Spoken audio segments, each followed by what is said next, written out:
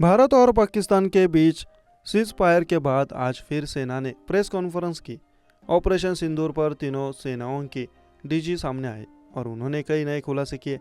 इससे पहले वायुसेना ने यह भी बताया कि उन्होंने कराची सैन्य अड्डे को भी निशाना बनाया था।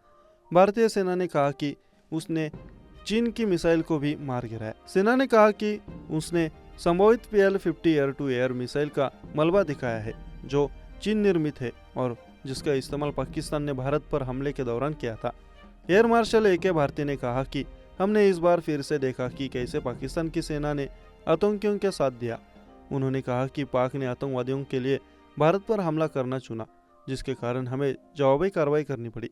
हमारी लड़ाई आतंकवादियों और उनके सहायक ढांचे से है, न कि पाकिस्तान सेना से है।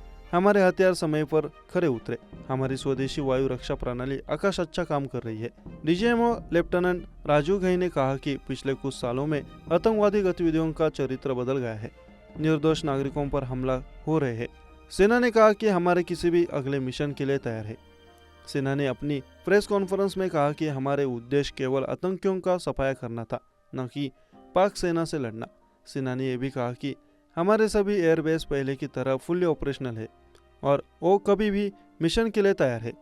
DGMO लेफ्टिनेंट राजू घई ने कहा कि पिछले कुछ सालों में आतंकवादी गतिविधियों का चरित्र बदल गया है। निर्दोष नागरिकों पर हमले हो रहे थे। उन्होंने कहा कि पहलगाम में हमले के बाद पाकिस्तान के पाप का घड़ा भर चुका था। उन्होंने कहा कि यही कारण था कि हमने आतंकियों के अड्डे पर निशाना बनाया।